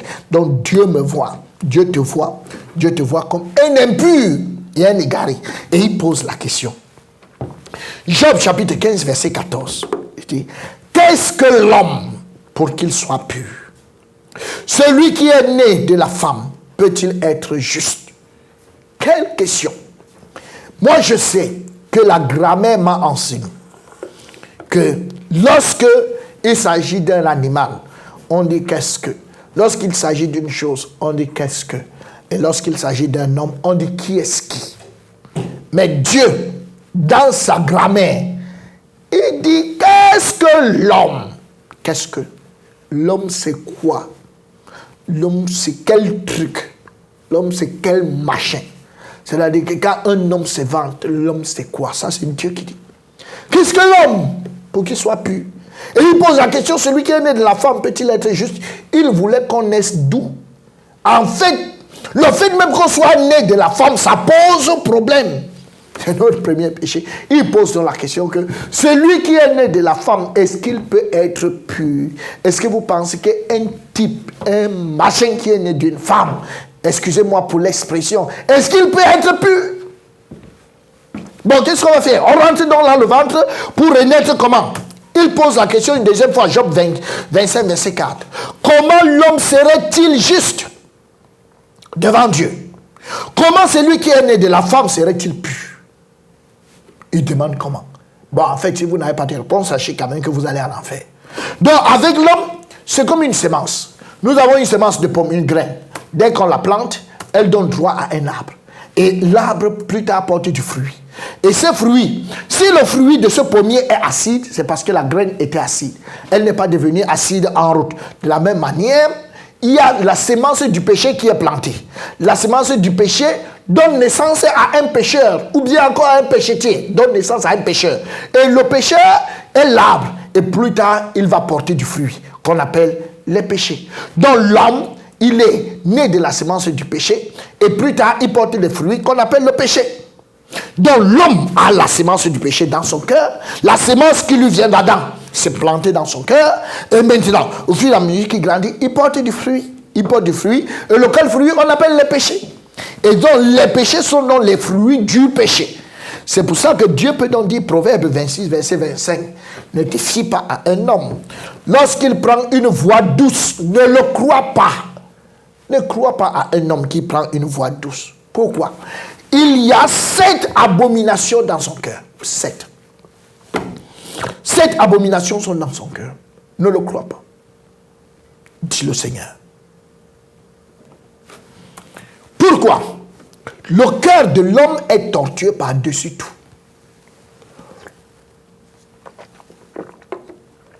Le cœur de l'homme est tortueux par-dessus tout. Et il est méchant. Qui peut le connaître? La Bible dit, même toi-même qui m'écoutes, tu ne connais pas ton cœur. Tu ne connais pas de quoi tu es capable là où tu es assis. C'est la raison pour laquelle parfois les hommes sont étonnés de ce qu'eux-mêmes ils font. Et ils se posent la question, c'est moi qui ai fait ça. Et parfois il y a plusieurs fois où on a juré que non, je ne ferai jamais ça. Non, non, non, non, je ne ferai jamais ça. Ça là, je ne peux jamais faire ça. Ça, je ne peux jamais faire ça. On a juré, on a juré, on a juré. Mais malheureusement, à certains moments, on a bien fini par le faire. Là, c'est la preuve qu'on ne connaît pas notre cœur. Et celui qui connaît notre cœur, c'est lui qui est capable de nous dire ce qu'il y a dans le cœur. Et voilà ce que le propriétaire du cœur dit. Il dit, dans Genèse 8, verset 21, l'Éternel sentit une odeur agréable. Et l'Éternel dit en son cœur, je ne maudirai plus la terre à cause de l'homme. Pourquoi? Parce que les pensées du cœur de l'homme sont mauvaises dès sa jeunesse. Il ne va plus maudire la terre, c'est pas parce que l'homme est devenu bon. Non. Il a dit qu'il ne maudit plus la terre parce qu'il a décidé. Mais pour l'homme, s'il continue, il va finir avec l'homme. Tous les hommes vont mourir parce que leurs pensées sont mauvaises dès leur jeunesse. Et je ne frapperai plus tout ce qui est vivant, comme je l'ai fait. Il dit dans Ecclésiaste 9, verset 3, ceci est un mal parmi tout ce qui se fait sous le soleil. c'est qu'il y a pour tous un même sort. Aussi, le cœur des fils de l'homme. Le cœur des fils de l'homme est-il plein de méchanceté. Et la folie est dans leur cœur. Est dans leur cœur pendant leur vie. La folie est dans leur cœur pendant leur vie. Après quoi, ils vont chez les morts. Car qui est accepté? La question aujourd'hui, c'est qui est accepté. Alors, Dieu voit donc tous les péchés qui sont dans mon cœur. Il voit tous les péchés qui sont dans mon cœur. Et quels sont donc les péchés qu'il voit dans mon cœur? Pourquoi? En accord avec 1 Samuel chapitre 16, verset 7, la Bible dit, l'Éternel ne considère pas ce que l'homme considère. L'homme regarde à ce qui frappe les yeux, mais l'Éternel regarde au cœur. L'Éternel regarde seulement au cœur. Il regarde au cœur. Quand Dieu te regarde, ses yeux traversent la chair et voient ton cœur. Allez ici comprendre, quand on parle de cœur, ce n'est pas le cœur qui fait pom pom pom pom pom. Non, le cœur, Dieu regarde à ta conscience. Dieu regarde à l'intérieur, à ta conscience, à ton âme. Il regarde au cœur. L'Éternel regarde au cœur, dans la conscience qui est à l'intérieur. Et Jérémie 17 dit, moi l'Éternel, je prouve le cœur, je sonde les reins, pour rendre à chacun selon ses voies, selon le fruit de ses œuvres. Oui, ils sondent les cœurs. Alors, Dieu décide donc de diagnostiquer nos cœurs. Et quand il diagnostique nos cœurs, qu'est-ce qu'il voit à l'intérieur du cœur? Marc chapitre 7, verset 21. Il dit, car c'est du dedans, c'est du cœur des hommes que sortent les mauvaises pensées, les adultères, les impudicités, les meurtres, les vols, les cupidités, les méchancetés, la fraude, le dérèglement, le regard envieux, la calomnie, l'orgueil, la folie. C'est Dieu qui diagnostique. Il ne te demande pas ton avis. Il te dit ce qu'il y a dans ton cœur. Il dit, toutes ces choses mauvaises sortent du dedans. Et c'est ça qui souille l'homme. Il n'a pas dit, c'est les choses du dehors qui souillent l'homme. Je suis parfois très surpris, parce que dans beaucoup de prédications, on estime que ce sont les choses du dehors qui souillent l'homme. Non, non, non, non. Ce sont les choses qui sont à l'intérieur. Allez faire une petite expérience. Dans les années 1900, ou bien dans les années 1800, en Afrique, on ne portait pas trop des habits. Les gens étaient en particulier nus, ça et là. Mais allez savoir, il n'y avait pas les divorces comme aujourd'hui. Il n'y avait pas l'impudicité telle qu'on regarde aujourd'hui. Alors que les gens n'avaient pas d'habits. C'est dire quoi? C'est dire que ce n'est pas le problème d'habits. Mais c'est que les cœurs ont subi une évolution à la fin de 7 ans. Donc, tel que le dit Timothée, dans le livre de Timothée, dans les derniers temps, les hommes deviendront fanfarons, les hommes deviendront méchants, amis de l'argent, adultères. Donc, tout ceci, c'est à cause des derniers temps. Donc, la Bible nous dit donc que voici ce qu'il y a dans le cœur d'un homme. Dans le cœur d'un homme, il y a, on ne te demande pas, il y a là-dedans les mauvaises pensées, les adultères, les impudicités, les meurtres, les vols, les cupidités, les méchancetés, la fraude, le dérèglement, le regard envieux, la calomnie, l'orgueil, la folie. Peut-être tu discutes et tu dis, ah, là, Pasteur Boba, vous exagérez un peu. Je vais te dire et je vais poser une question. Pour te montrer qu'est-ce qu'il y a dans ton cœur, pour que tu comprennes de quoi je parle. Si maintenant je te posais la question, est-ce que tu peux tuer? Certainement tu vas me dire non, tu ne peux pas tuer. Mais si tu as des enfants, ou bien tu as un père, une mère et des enfants que tu aimes et la femme que tu aimes, admettons que tu sois sorti de ta maison et que tu rentres chez toi le soir et des gangsters, des bandits sont entrés chez toi, 2 bandits armés. Ils sont entrés chez toi, parmi les 2, il y a un qui a une arme. Bon, l'autre a une arme blanche. Et arrivé chez toi, ils ont tué ton père, ils ont tué ta mère, et maintenant ils veulent violer ta femme et tuer tes enfants. Mais seulement ils ont oublié la porte de la maison ouverte. Donc toi tu arrives à petits pas et ils ne savent pas. Pendant que ta femme se bat, bien ton mari, pendant qu'elle se bat, son pied tape l'arme qui était accrochée et l'arme vient tomber à tes pieds. toi tu es debout à la porte, qu'est-ce que tu vas faire? Certainement, tu prendras l'arme et tu vas descendre les bandits. D'ailleurs que si tu ne le fais pas, c'est déjà un péché et c'est réprimé par la loi. Non d'assistance à personne en danger. Deuxièmement, si tu le fais, Dieu ne connaît pas ce qu'on appelle la légitime défense. Ce qui est clair, tu auras tué. Et pourquoi tu auras eu la capacité de tuer? C'est parce qu'en toi, il y a les prédispositions. Tu as le matériel requis pour que tu sois capable de tuer un homme. Lesquelles dispositions Jésus n'avait pas? Il ne pouvait pas tuer parce qu'en lui, il n'y avait pas ces prédispositions. Raison pour laquelle il ne pouvait pas tuer. Mais toi, tu tues parce que tu as ces prédispositions. Alors, pour beaucoup de gens aujourd'hui, quand on part faire les funérailles ou le deuil, on arrive là, on lui fait une litanie de bonnes choses. On dit, oh, cet homme était bon. Cet homme était bien. Il ne pouvait même pas tuer une mouche. Laissez-moi vous dire, ça c'est devant les hommes. En fait, si tu vis dans ce monde sans tuer, c'est parce que Dieu t'a évité d'être dans des situations où tu pouvais tuer. Pourquoi? Si tu te retrouvais dans des situations où il fallait tuer, tu pourrais tuer. Donc ça, Dieu ne juge pas ce que tu fais ou tu ne fais pas, mais Dieu te juge pour ce que tu es capable de faire. Et il connaît tout ce que tu es capable de faire. Et c'est pour ça qu'il te juge et qu'il t'enverra en enfer. Donc quand on présente ton cœur, comme on présente cet enfant, Dieu ne regarde pas l'enfant, mais Dieu regarde, il zoome le cœur. Et quand il regarde dans le cœur, il peut donc voir tous les fruits qui sont dans le cœur de cet enfant. Cet enfant donc a toutes les prédispositions. Donc, tous ses péchés sont enfouis dans son cœur. Maintenant, quand il va naître, ça dépend du lieu où il va vivre. Là, quand il va vivre, suivant tel lieu ou tel autre lieu, il y aura donc des péchés qui seront plus manifestes et d'autres qui seront récessifs. Récessifs, ça veut dire qu'ils sont là, mais ils ne se voient pas. Et d'autres qui seront plus manifestes. Donc, s'il vit à la présidence, il est fils d'un président, il pourrait y avoir l'orgueil qui va mieux se manifester, l'impudicité peut-être, mais il n'y aura pas trop des choses comme les petits vols et tout. Non. Mais s'il vit dans un quartier réputé dangereux, meurtre et tout seront propices. Donc pour Dieu, ça ne dépend pas du quartier où tu as vécu, ou de ce que tu fais, ou que tu sois bien éduqué ou pas, mais Dieu pour lui, c'est qu'il regarde sur le cœur. Et c'est en regardant le cœur que tous les hommes sont égaux devant lui.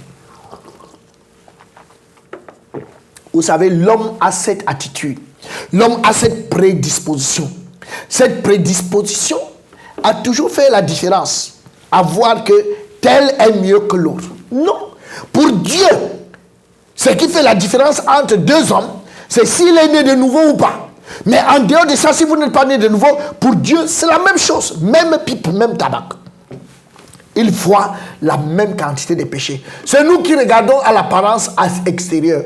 On dit, oh, celle-là, c'est une prostituée. Elle aime trop ceci, elle aime trop. Non.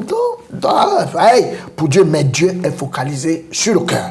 Et en plus de ça, ce même bébé est spirituellement mort. Étant donc spirituellement mort, nous avons ici un papa. Ce papa, il a 60 ans. Et ayant 60 ans aujourd'hui, que Dieu également zoome son cœur. Quand il zoome son cœur, il voit à l'intérieur tous ses péchés. Tous ses péchés sont à l'intérieur de son cœur. Parce que vous tous qui m'écoutez aujourd'hui, vous êtes des anciens bébés. Et en tant qu'un ancien bébé, voilà le cœur. Et à cause de ce cœur, qui est donc plein de péchés, ici se trouve la sémence du péché. Ici, c'est l'usine. C'est ici que tous les péchés prennent leur source, dans le cœur. Étant donc à ce niveau, chaque jour, ce monsieur ayant 60 ans, depuis le jour où il a été conçu, jusqu'à hier, il a continué de commettre des péchés.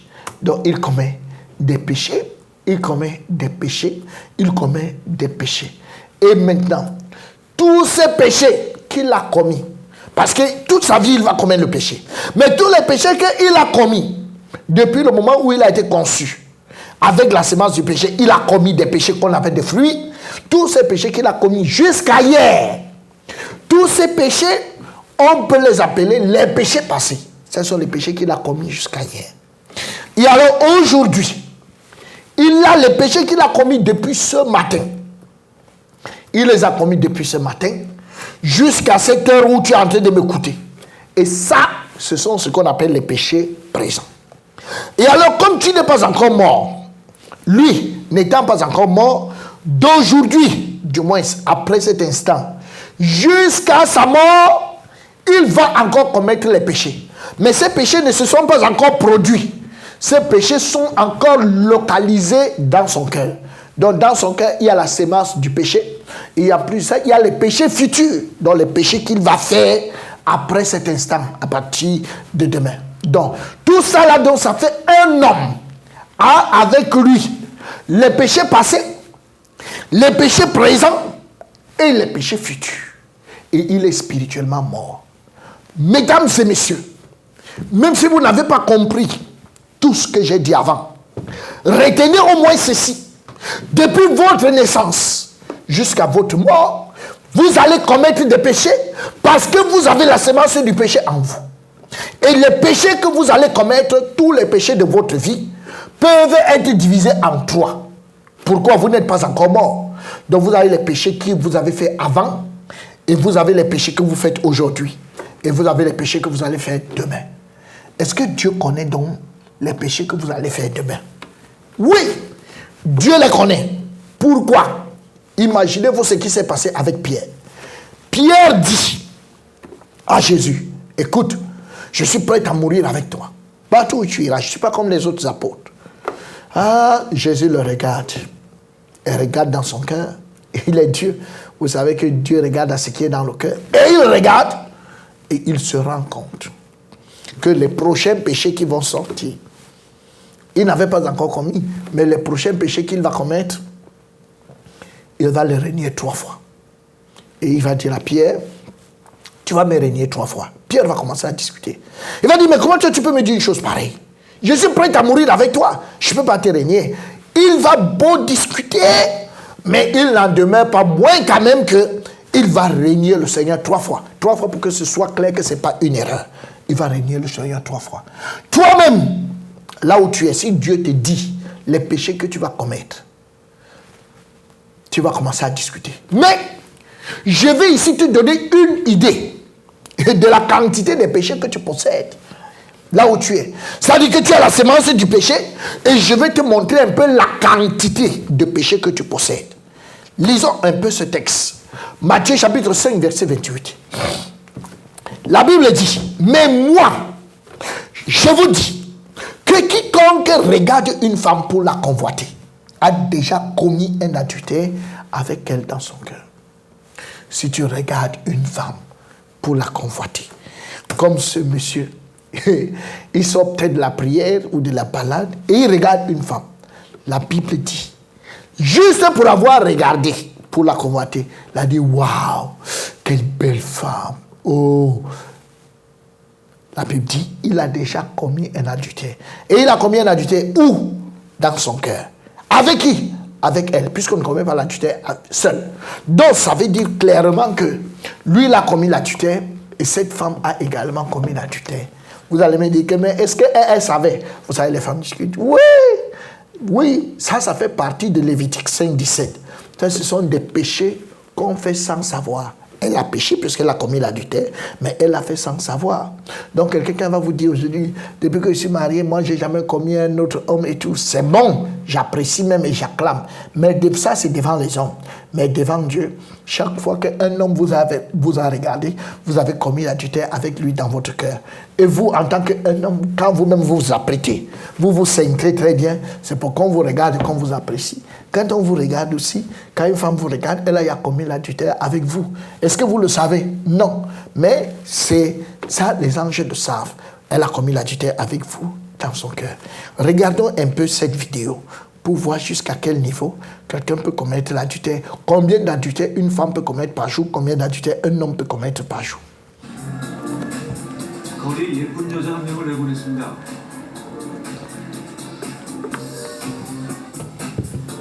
그리고 남자들의 반응을 살펴봤습니다.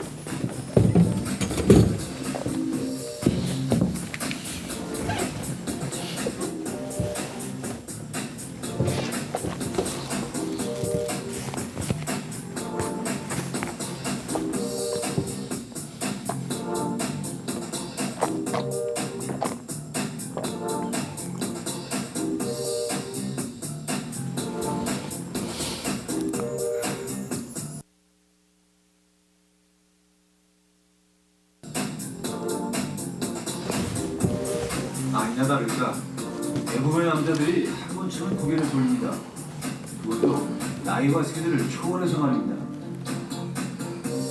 Oui, ça c'est tous les péchés que peut connaître une femme en un seul jour ou un homme. Matthieu 5 verset 22 nous dit, mais moi je vous dis que quiconque se met en colère contre son frère mérite d'être puni par les juges. En colère. Que celui qui dira à son frère Raka mérite d'être puni par le Sanhédrin. Et que celui qui dira à son frère insensé, ou bien fou, ou bien mouf, ou bien imbécile, mérite d'être puni par le feu de la chair. Et maintenant, je voudrais poser la question. Combien de fois as-tu dit mouf, imbécile, salaud à quelqu'un? Combien de fois depuis que tu vis? Combien de fois? Combien de fois même tu ne l'as pas dit, mais tu l'as dit dans ton cœur? Parce que Dieu considère même les mauvaises pensées. Même des actes comme celui-ci quand tu étais tout petit. Tout jeune, combien de fois as-tu dit mouf dans les jeunes enfants? Tout ça là, c'est répertorié devant le Seigneur. Il voit tout ça. Et on peut donc se rendre compte qu'il n'y a pas moyen de se cacher. Pourquoi? Même si on se couvre, on porte des beaux habits, on a un bon travail, on se cache sur une veste, Dieu voit tous nos péchés. Il voit notre cœur. Et notre cœur est devant lui. Même si on se cache dans la charité, la serviabilité, on rend service à gauche et à droite, Dieu nous regarde. Il regarde à notre cœur. Et quand l'un qui regarde à notre cœur, avec lui, ça ne marche pas. Ça ne peut pas donner. On peut même être un gros prieur. On prie un intercesseur. Toute la nuit. Pour ce qui concerne Dieu, ce cœur ne peut pas entrer au ciel.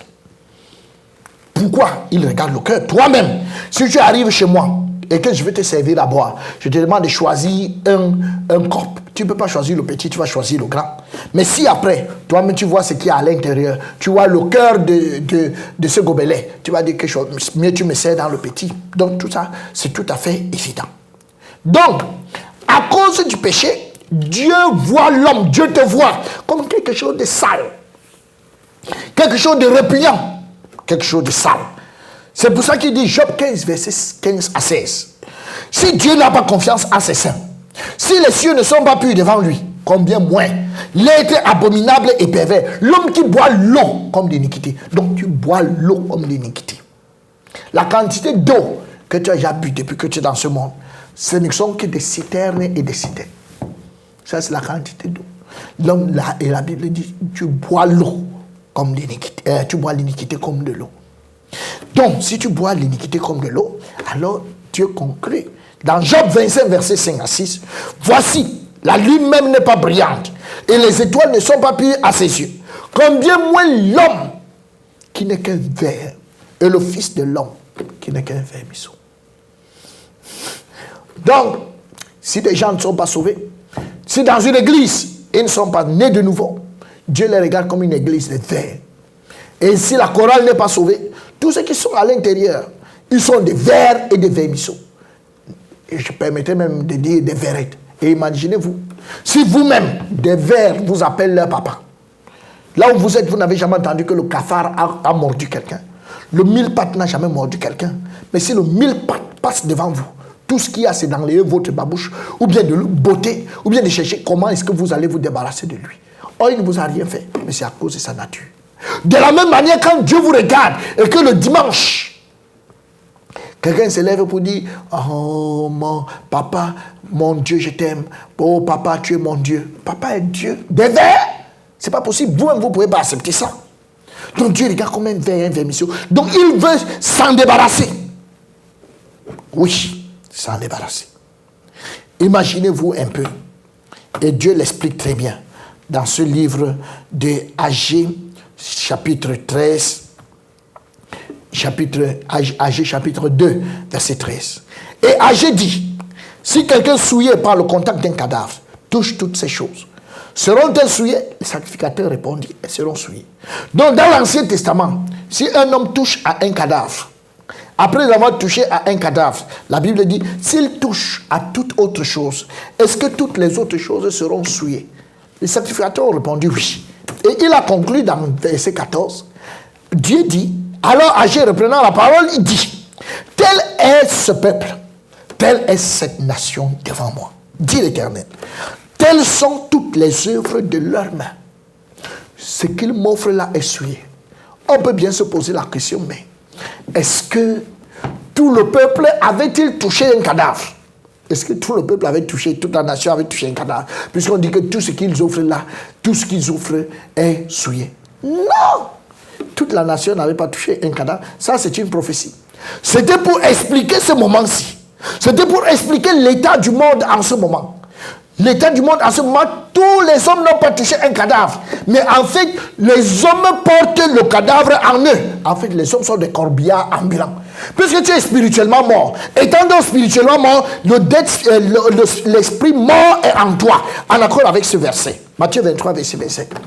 Il dit, malheur à vous, scribes et pharisiens, hypocrites. Pourquoi? Parce que vous ressemblez à des sépulcres blanchis. Qu'est-ce qu'il y a dans les sépulcres? Qui paraissent beaux au dehors. Là où tu marches, tu parais beau dehors. Mais qui au-dedans sont pleins d'ossements de mort et de toute espèce d'impureté à l'intérieur. Toute espèce d'impureté. Donc à l'intérieur, nous avons les ossements de mort. Dans notre esprit qui est mort, Dieu appelle ça les ossements de mort que nous transportons. Ça veut donc dire quoi? En transportant donc des ossements de mort, tout ce qu'on touche est souillé. En accord avec l'Ancien Testament. Tout ce qu'on touche est souillé. Nos chansons, souillées. Nos prières, souillées. Nos nuits de prière, souillées. Nos dons, souillés. Nos dîmes, souillées. Tout ce que nous faisons, nos danses, souillées. Tout cela est souillé.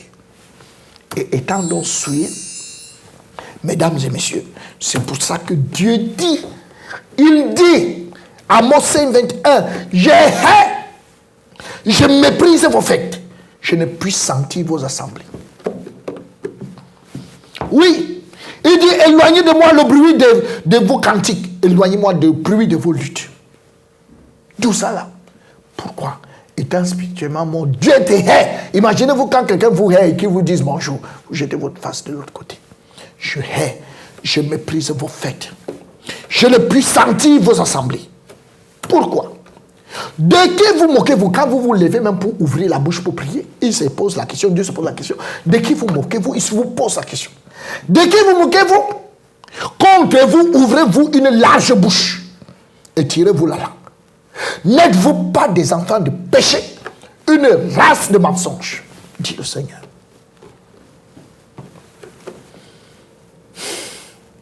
Dieu pose la question. De qui vous moquez-vous? Il dit même, si tu n'obéis pas à sa loi, si quelqu'un détourne l'oreille pour ne pas écouter, donc si tu n'écoutes pas ce que je suis en train de dire, il dit ta prière même est une abomination. Donc c'est un autre péché. Donc pour Dieu, il n'y a pas de petit péché, il n'y a pas de moyen péché, il n'y a pas de, en fait, il n'y a pas de petit pécheur, il n'y a pas de gros pécheur. Pour Dieu, pécheur, c'est pécheur. Allez lire Jacques chapitre 4, Jacques chapitre 2, verset 10. Car quiconque observe toute la loi, mais pêche contre un seul commandement, devient coupable de tous. Si tu obéis à toute la loi, mais tu pêches contre un seul commandement, tu deviens coupable de tous. Regardons ici, ça c'est un bandit. Un bandit de grand chemin. Il a passé toute sa vie à être criminel. Il a tué et tout. Ça c'est toute sa vie. S'il meurt, il va où? Il va en enfer. Sans autre forme de procès. De même, nous avons ici un homme normal qui a mené une vie normale. Il a fait 10 péchés. s'il meurt lui-même, il va où? Il va en enfer. Mais quand vous regardez la vie de cet homme normal et la vie du criminel, sa vie est mieux. Devant les hommes, on aurait dit, mais celui-ci est bien. Mais celui-là, c'est un criminel. La mère des criminels va dire chaque fois, pourquoi toi tu es criminel, pourquoi tu ne regardes pas normal et être comme lui? Ça, c'est les hommes. Mais Dieu, pour Dieu, ils sont des mêmes. Et voilà même alors, ça c'est un pasteur, c'est un prêtre. Et lui, il n'a que commis un seul péché. En accord avec notre verset, quiconque obéit à toute la loi, mais pêche contre un seul commandement, devient coupable de tous. Donc une fois que tu as commis un péché, colère, insulter quelqu'un, tu as fait tout le reste des péchés en même temps. Et si tu meurs, tu vas en enfer. Donc, tous ces hommes, pour Dieu, ils sont des mêmes. Et je m'avais te posé la question. Et toi alors, si tu meurs, tu vas où? Il faut bel et bien que tu répondes à cette question. Et là où tu es, tu ne peux pas changer ton état par toi-même. Jérémie 13, verset 23 dit, un Éthiopien peut-il changer sa peau et un léopard ses taches? Il dit, de même pourriez-vous faire le bien, vous qui êtes accoutumés à faire le mal. Quand quelqu'un n'est pas né de nouveau, la descendance là-dedans, notre coutume c'est faire le mal. Mais quand tu dis bonjour à quelqu'un, Dieu considère ça comme un péché. C'est ta coutume, faire le mal. Faire le mal. Rien que le mal. La Bible dit que tu ne peux pas te séparer de ça. Jérémie 2, verset 22. Quand tu te laverais avec du nitre, quand tu emploierais même beaucoup d'eau, de potasse, ton iniquité resterait marquée devant Dieu, dit le Seigneur. Le nitre et la potasse, c'est quoi? Nitre et la potasse, même quand tu emploieras les prières, même quand tu emploieras le jeûne, tu ne peux pas te séparer de tous tes péchés, parce que tes péchés sont collés et c'est posé devant le Seigneur, comme un faisceau. C'est là devant lui. Donc ça veut dire que pour Dieu, mesdames et messieurs, l'homme n'a aucun moyen de s'en sortir, encore moins de s'améliorer. Il n'y a pas de moyen. Donner sa vie à Dieu, c'est impossible. Parce qu'un mort ne peut pas donner sa vie. C'est pas possible. On entend les gens dire, j'ai donné ma vie à Jésus. C'est même la déclaration, cette déclaration. C'est même cette déclaration qui est la preuve que vous allez en enfer. Parce que ce n'est pas biblique. C'est Jésus qui donne sa vie, ce n'est pas un homme qui donne sa vie. Non. Les affaires invitent Jésus, viens dans mon cœur, fais de moi un enfant de Dieu. Ce n'est pas biblique. Et comment pouvez-vous amener des gens au ciel par répétition? Quelqu'un fait la prière de répétition. C'est quand même bête. Excusez-moi. C'est quand même inadmissible que des gens puissent accepter ce genre de choses. Pourquoi? Si c'était ça le cas, on serait allé dans une école maternelle pour dire à des enfants, répétez après moi, Seigneur Jésus, viens dans mon cœur, fais de moi un enfant de Dieu.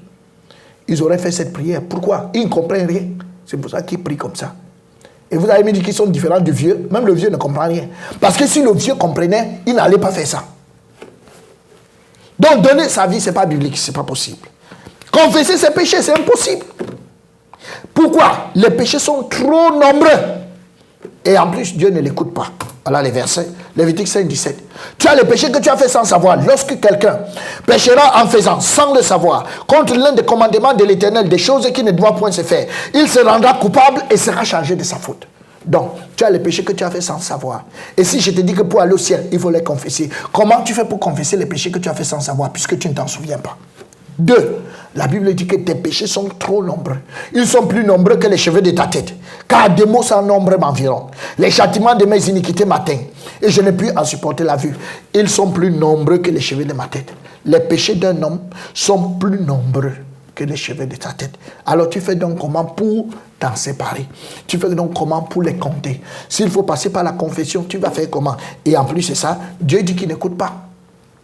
Quand on dit que Dieu n'écoute pas, Ésaïe 59, verset 1, il dit non, la main de l'Éternel n'est pas trop courte pour sauver, ni son oreille trop dure pour entendre. Mais ce sont vos crimes qui mettent une séparation entre vous et votre Dieu. Ce sont vos péchés qui vous cachent sa face et l'empêchent de vous écouter. Donc, Dieu ne peut pas t'entendre lui confesser les péchés. Va faire cela avec un religieux, va lui confesser tes péchés. Lui et toi, vous irez quand même en enfer. Donc, on va le faire en plein culte et tout et tout. Vous tous, avec les membres d'assemblée, vous irez en enfer. On ne passe pas par là pour naître de nouveau. Parce qu'il ne vous écoute pas. Donc, l'enfer est incontournable, mesdames et messieurs. Pourquoi? Parce que le salaire du péché, c'est la mort. C'est ça. Dieu n'est redevable en personne. Tout le monde qui a commis un péché, Dieu doit lui donner son salaire. Et le salaire du péché, c'est la mort. Romains 6, verset 23. Le salaire du péché, c'est la mort. C'est pour ça que, à cause du péché, Dieu prend ceux qui sont spirituellement morts, ceux qui sont des pécheurs, et les jette en enfer. Et la Bible dit, puisque beaucoup disent que l'enfer n'existe pas, plusieurs disent, Matthieu 13, 42 en parle. Et ils les jetteront dans la fournaise ardente, où il y aura des pleurs et des grincements dedans. Les gens seront étonnés. Comment est-ce que je me suis retrouvé en enfer? Et, Apocalypse chapitre 20, verset 15, quiconque ne fut pas trouvé, écrit dans le livre de vie, fut jeté dans les temps de feu. Ça, jeté dans les temps de feu. Appelle ça comme tu veux. Dis même que ce n'est pas l'enfer. Donnez-lui un autre nom. Mais c'est les temps de feu. Et Dieu dit qu'avec ça, ils n'en sortiront pas. Par la Bible, aujourd'hui, ta vie a été diagnostiquée. Et devant Dieu, tu as été trouvé pécheur. Donc Dieu a prononcé le jugement. Et si après tout ce que j'ai dit, tu continues de dire, malgré tout cela, tu dis oui, je suis innocent, innocenté, ou bien je suis innocent. Certainement, sa colère s'est détournée de moi. C'est ce que tu dis. Ah, je suis dans l'église depuis, sa colère s'est détournée de moi. Ah, j'ai donné ma vie, même si c'est n'importe comment, ma vie a changé. C'est bon, ta vie a changé extérieurement, mais tu n'as pas changé du tout intérieurement. Et on l'a vu.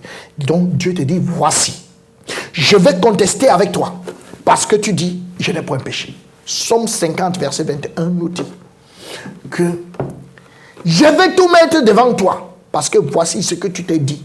Tu t'es dit que je suis comme Dieu. Tu t'es imaginé que je te ressemble. C'est-à-dire que tu t'es imaginé que là où tu es là, tu ressembles à Dieu, ou bien que Dieu te ressemble. Tu dis que comme tu t'imagines que je te ressemble, je vais tout mettre devant toi. Et je vais tout mettre, toutes tes œuvres devant toi. Et tu sauras toi-même. Donc les gens iront en enfer avec la conviction que c'est bon. Il vaut mieux qu'ils aillent en enfer. Pourquoi? Car je vous le dis en vérité. Tant que le ciel et la terre ne passeront point, il ne disparaîtra pas de la loi un seul iota ou un seul trait de la lettre jusqu'à ce que tout soit arrivé. Dieu nous dit aujourd'hui qu'il nous juge par sa parole. C'est sa parole qui est là maintenant, qui nous juge. Si elle ne te juge pas aujourd'hui, elle te jugera après ta mort. Après ta mort. Et ça ne changera pas. Ce sera toujours cette même parole. Alors, permettez-moi de vous dire, mesdames et messieurs, l'enfer, bel et bien, voilà ses caractéristiques. Le feu ne s'éteint point en enfer. C'est un feu qui brûle éternellement. Et en enfer, il y aura différents endroits. Tu es d'abord jeté en enfer. Et maintenant, étant donc en enfer, on va te juger en accord avec tes fruits. Il y aura des points en rapport avec les fruits des péchés que tu auras commis. Le feu ne s'éteint point. Non.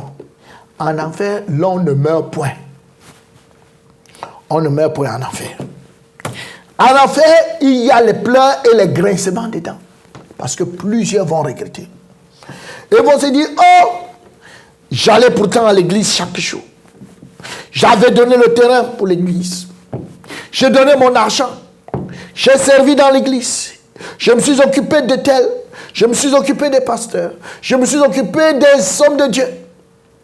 J'ai donné tout ce que j'avais dans l'église. Je suis même ruiné aujourd'hui à cause de l'église. J'ai tout fait dans l'église. Oui, tu as tout fait dans l'église. Merci. Mais pour Dieu, comme tu l'as fait, étant non né de nouveau, Dieu dit que tout ce que tu touches est souillé. Donc tout ce que tu as donné là, c'était quasiment inutile. Quasiment. Le Seigneur dit, en enfer, il n'y a pas de repos. Il n'y aura pas de repos en enfer. Que oui, aujourd'hui, attendons un peu. Ça va, c'est bon, il faut te reposer. Non, il n'y a pas de repos en enfer, mesdames et messieurs. Il vaut mieux ne pas y aller. L'enfer n'est pas un lieu conseillable. Et même dans nos jargons habituels, quand quelqu'un vous dit que c'était l'enfer, ça veut dire que c'était trop grave. Donc, l'enfer ne peut pas être conseillable. La Bible dit là où on ne peut rencontrer les membres de sa famille. Et il n'y a pas une réunion de famille pour essayer de s'encourager mutuellement, pour essayer de se soutenir, pour essayer de se dire, ah, c'est vraiment trop dangereux. Vraiment, ça fait chaud ici. Vraiment, mon fils vient. L'embrassade d'une mère ne va rien donner. La Bible dit, le feu de l'enfer n'est pas comme le feu là où on se chauffe. Ce n'est pas un feu comme là où on se chauffe ici ou bien là où on prépare. Non, c'est un feu tout à fait différent. Et enfin, la Bible dit, l'enfer, il est impossible de s'échapper. Quasiment impossible de s'échapper de l'enfer. Regardons cette vidéo pour avoir une idée. Cette vidéo qui a été montée pour avoir une idée de l'enfer.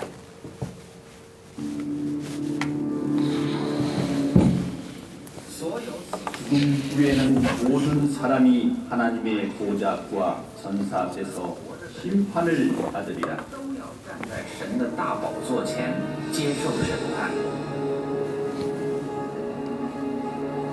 每一个人都按照他们过去的行为。 내가 살았노니 모든 무릎이 내게 꿇을 것이요 모든 혀가 하나님께 자백하리라. 因此，你不能用钱财赎回你自己。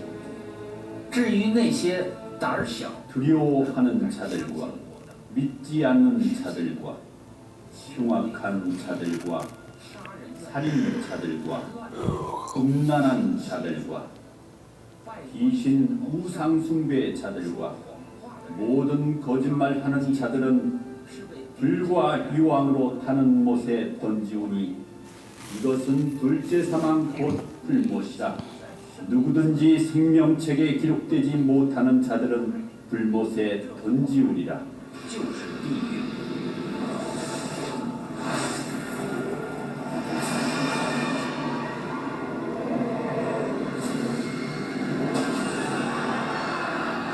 地狱就是 그 몸과 영혼이 밤낮 힘을 얻지 못하고 거기서 슬피 울며 이를 갈고 영원히 고통 가운데 있으리라. 咬着他们的蛀虫，永远不死；焚烧他们的火焰，永远不息。 Oui. Pourquoi? La Bible dit, Romains 6, 23, le salaire du péché, c'est la mort. Et quand on parle ici, on parle de la mort éternelle. Il vaudrait mieux ne pas y arriver. Il vaudrait mieux ne pas passer par là. C'est pour ça qu'il faut bien qu'on soit clair aujourd'hui. Le problème se résume en une seule chose. Tu as les péchés passés, tu as les péchés présents, tu as les péchés futurs. Appelons-les tous les fruits du péché. Tu as tous ces péchés qui sont plus nombreux que les cheveux de ta tête, que tu ne peux pas compter et que tu ne les connais même pas tous parce que tu les as commis depuis la conception jusqu'aujourd'hui et tu vas continuer de les commettre jusqu'à ta mort. Tous ces péchés sont ta propriété. Et en plus de ça, tu es mort spirituellement. La seule question et les bonnes questions que tu dois te poser, au lieu de commencer à discuter sur la religion, au lieu de commencer à discuter, je vais dans mon église, sur les pasteurs, sur les congrégations, pose-toi la question. Comment est-ce que j'ai fait pour enlever tous mes péchés? Proverbe 20, verset 9, tu vas le lire. Qui dira, je suis pur de mon péché? J'ai purifié mon cœur de tous mes péchés. Qui dira? Si tu dis, tu l'as fait comment? En fait, si tu ne peux pas savoir comment tu l'as fait, ça veut donc dire qu'il faut être honnête. Jusqu'à présent, tu es en route pour l'enfer. Quelle que soit l'église que tu participes, quelle que soit l'église que tu fréquentes, quel que soit le temps que tu as mis, même si ça fait 40 ans, même si ça fait 50 ans. J'ai été parfois étonné. Vous parlez à quelqu'un de son état de péché, il vous dit que ça fait 50 ans qu'il lit la Bible et qu'il est pasteur. Dieu n'en a que foutre avec tout ça. L'enfer ne respecte ni le titre. Vous soyez apôtre, évêque, archevêque, Dieu n'en a que foutre. Que votre église soit grande et que vous soyez le leader, Dieu n'en a que foutre avec tout ça. Tout ce que Dieu veut. S'il voit un péché dans votre vie, si vous vous pointez devant lui, vous avez un péché dans votre vie, il a dit le salaire du péché. Il prend ce péché, il jette en enfer. Donc ce péché vous entraîne en enfer. C'est aussi sérieux, comme vous pouvez le comprendre. Un péché, il vous envoie en enfer. Mesdames et messieurs, j'en appelle à notre honnêteté personnelle pour regarder ces paroles avec acuité. D'ailleurs, que votre esprit, votre conscience vous rend témoignage. La crainte, ce n'est pas dans l'amour, mais l'amour parfait bannit la crainte. Car la crainte suppose un châtiment. Et celui qui craint n'est pas parfait dans l'amour. Si après m'avoir écouté, votre cœur bat, ou vous vous sentez énervé vis-à-vis de moi, ou énervé vis-à-vis de quelqu'un, c'est la preuve même que vous allez en enfer, puisque ce n'est pas moi qui vous parle, je ne vous ai lu que les versets bibliques. Alors si vous êtes énervé contre moi, si vous vous sentez énervé contre moi, ça veut dire que vous n'êtes pas en paix. Parce que si vous étiez en paix, et si vous approuviez la parole de Dieu, vous me donneriez votre main d'association. Mais si vous êtes énervé, et généralement, c'est ceux qui se disent serviteurs de Dieu qui sont énervés. Donc si vous êtes énervé, c'est même la preuve que vous allez en enfer. Si votre cœur bat, c'est encore la preuve que vous allez en enfer. Si vous sentez mal à l'aise, c'est la preuve que vous allez en enfer. Tout ça là, votre cœur, votre corps est en train de vous témoigner en ce moment, là où vous allez finir. C'est pas moi, mais c'est la parole. Parce que ici, c'est la vraie parole de Dieu. Alors, si tel est le cas, mesdames et messieurs, je vous invite à assister à notre dernière session. Allez écouter notre dernière session. Et nous verrons ce que Dieu peut faire. Merci de m'avoir écouté. Excusez-moi pour le temps, mais cela est nécessaire parce que nous sommes quand même morts spirituellement depuis longtemps. Et il faut briser le cercueil pour aller nous montrer notre état à l'intérieur. Merci de m'avoir écouté.